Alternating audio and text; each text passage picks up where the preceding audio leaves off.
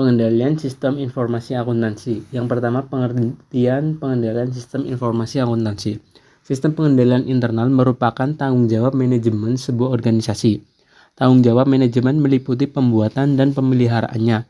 Sistem pengendalian internal harus dibuat secara memadai, artinya harus sesuai dengan kebutuhan organisasi yang menggunakannya.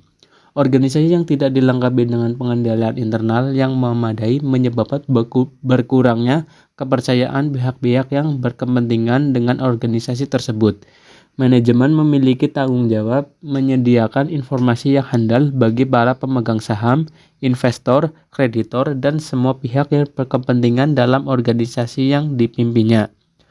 Sistem pengendalian internal dinilai penting karena banyak manajemen yang tidak selalu memenuhi tanggung jawabnya secara benar. Sistem pengendalian internal merupakan bagian yang tidak terpisahkan dari sistem informasi akuntansi. Tanpa dukungan sistem pengendalian internal yang memadai, sistem informasi akuntansi tidak akan dapat menghasilkan informasi yang handal untuk pengambilan keputusan. Sistem pengendalian internal yang diterapkan pada sistem informasi akuntansi sangat berguna untuk mencegah dan menjaga hal-hal yang tidak diinginkan. Sistem pengendalian internal juga dapat digunakan untuk mengecek kesalahan-kesalahan yang terjadi sehingga dapat dikoreksi.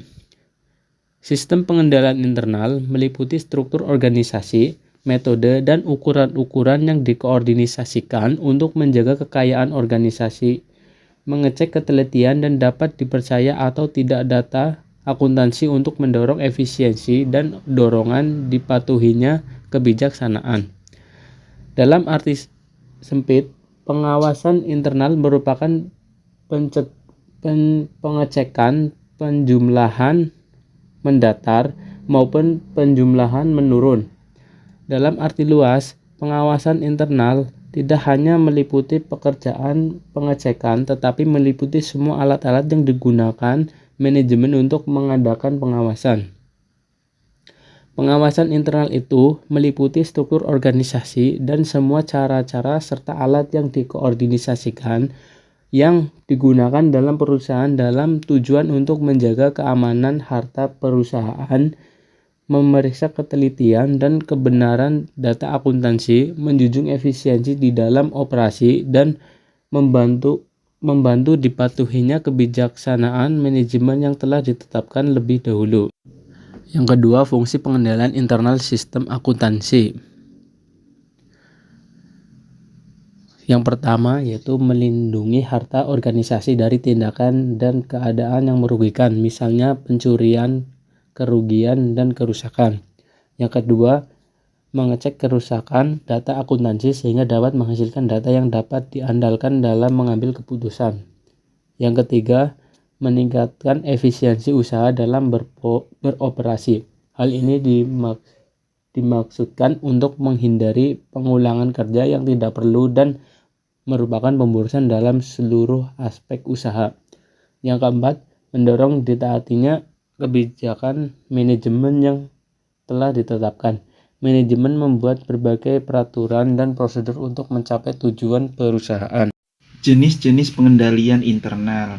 Berdasarkan lingkupnya, pengendalian internal dibedakan menjadi yang pertama, pengendalian akuntansi yang berfungsi untuk mengamankan sumber daya organisasi dari penyalahgunaan dan menjaga kecermatan data akuntansi.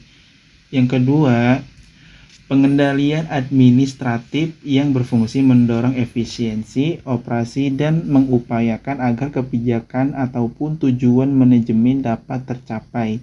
Apabila ditinjau dari terjadinya permasalahan yang harus dikendalikan, pengendalian internal dapat dibedakan menjadi yang pertama, pengendalian preventif atau pengendalian umpan maju, yaitu pengendalian dengan jalan menangkal sebelum permasalahan terjadi dan untuk mencegah terjadinya ketidakefisienan.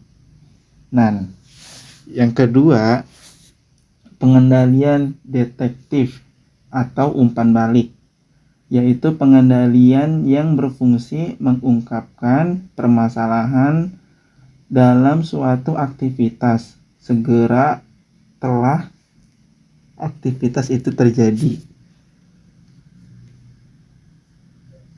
Yang ketiga, pengendalian korektif dan atau pengendalian yang berfungsi mengoreksi kesalahan yang ditemukan oleh pengendalian detektif. Apapun bentuk klarifikasi dari sistem pengendalian internal, semuanya memiliki tujuan yang sama, yaitu menjaga aktiva organisasi, memastikan akurasi dan keandalan catatan serta informasi akuntansi untuk mendorong efisiensi dalam operasional organisasi dan mengukur kesesuaian dengan kebijakan serta prosedur yang ditetapkan oleh pihak manajemen. Ada asumsi dasar tentang pengendalian internal yang dapat membimbing para perancang sistem pengendalian internal agar menjadi lebih baik. Di antaranya, yang pertama, pembuatan dan pemeliharaan sistem pengendalian internal adalah tanggung jawab pihak manajemen. Yang kedua, sistem pengendalian internal harus menyediakan jaminan yang wajar bahwa keempat tujuan umum pengendalian internal terpenuhi secara efektif dari segi biaya. Ini berarti tidak ada sistem pengendalian internal yang sempurna dan bahwa biaya untuk mencapai pengendalian yang lebih baik tidak boleh melebihi manfaatnya. Yang ketiga, pengendalian internal memiliki keterbatasan dalam efektivitasnya. Hal ini meliputi kemungkinan kesalahan, pelanggaran manajemen, dan secara pribadi menyimpang transaksi atau mengarah bawahan untuk melakukan hal tersebut dan berubahnya kondisi.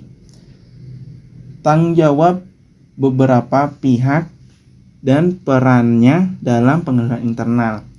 Berbagai pihak yang bertanggung jawab atas efektivitas pelaksanaan pengendalian internal dan perannya adalah sebagai berikut. Yang pertama, manajemen, yang merupakan tanggung jawab manajemen untuk menciptakan pengendalian internal yang efektif. Secara khusus, harus merancang suasana di puncak untuk kesadaran dan pengendalian di seluruh organisasi dan melihat bahwa semua komponen pengendalian internal sudah ditempatkan sebagaimana mestinya.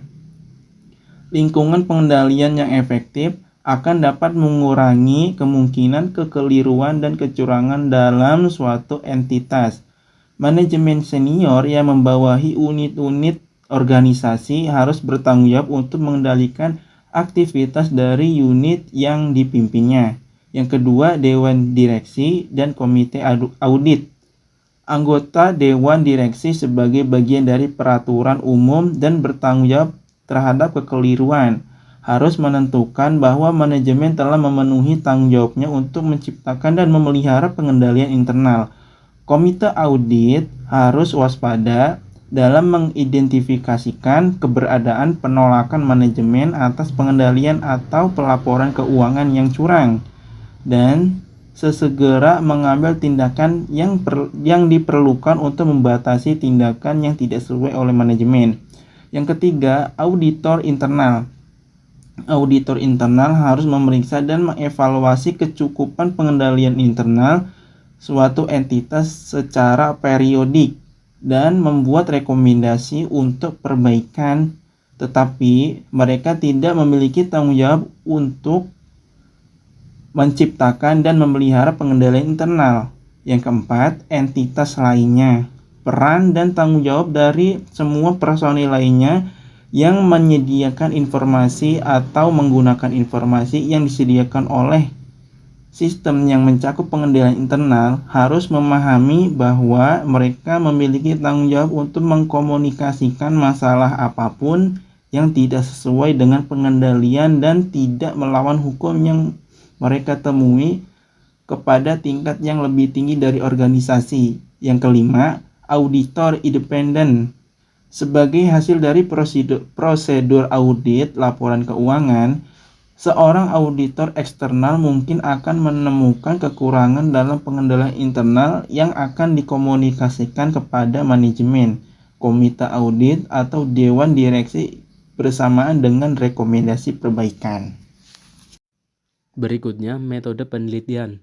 Metode penelitian yang digunakan dalam penelitian ini adalah kajian pustaka. Teknik pengumpulan data yang digunakan adalah studi pustaka, yaitu mengumpulkan data yang dilakukan dengan cara meninjau buku-buku referensi yang ada di perpustakaan. Jenis data yang digunakan merupakan data sekunder yang berupa buku-buku yang berkaitan dengan pembahasan analisa data menggunakan metode deskriptif, yaitu mengidentifikasi hasil penelitian dan kemudian menarik kesimpulan. Berikutnya hasil penelitian. Komponen-komponen pengendalian internal merupakan sistem yang membentuk sistem pengendalian internal. Keberadaannya sangat penting karena apabila salah satunya tidak ada, maka sistem pengendalian internal akan menjadi lemah dan tidak efektif dalam mencegah kesalahan dan penyelewengan. Berikut ini diuraikan mengenai berbagai komponen sistem pengendalian internal. Yang pertama, lingkungan pengendalian. Lingkungan pengendalian merupakan dasar untuk semua komponen pengendalian internal, menyediakan disiplin dan struktur. Lingkungan pengendalian menyediakan arah bagi organisasi dan mempengaruhi kesadaran pengendalian bagi orang-orang yang ada di dalam organisasi tersebut.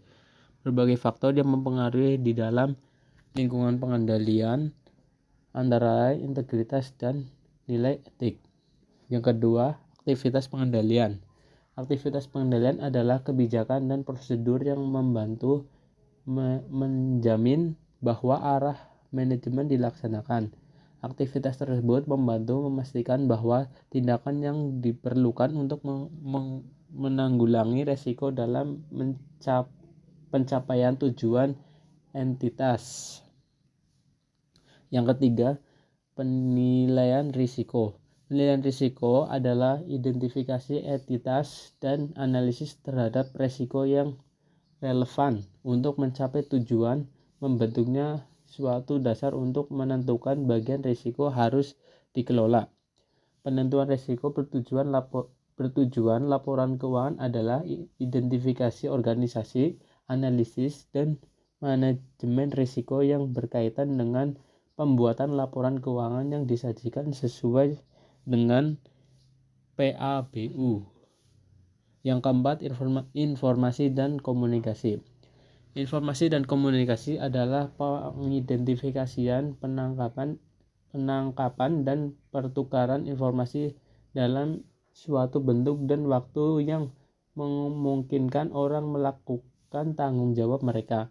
Sistem informasi yang relevan dalam pelaporan keuangan yang meliputi sistem akuntansi yang berisi metode untuk mengidentifikasi, menggabungkan, menganalisis, mengklasifikasikan, mencatat dan melaporkan transaksi serta menjaga akuntabilitas aset dan kewajiban. Komunikasi meliputi penyediaan deskripsi tugas individu dan tanggung jawab berkaitan dengan struktur pengendalian intern dan dalam pelaporan keuangan. Yang kelima, mengawasi kinerja. Pengawasan kinerja adalah proses yang menentukan kualitas kinerja pengendalian intern sepanjang waktu. Pengawasan kinerja juga disebut dengan pemantauan. Pemantauan mencakup penentuan desain dan operasi pengendalian tepat waktu dan pengambilan tindakan koreksi. Proses ini dilaksanakan melalui kegiatan yang berlangsung secara terus-menerus, evaluasi serta terpisah atau dengan berbagai kombinasi dari keduanya.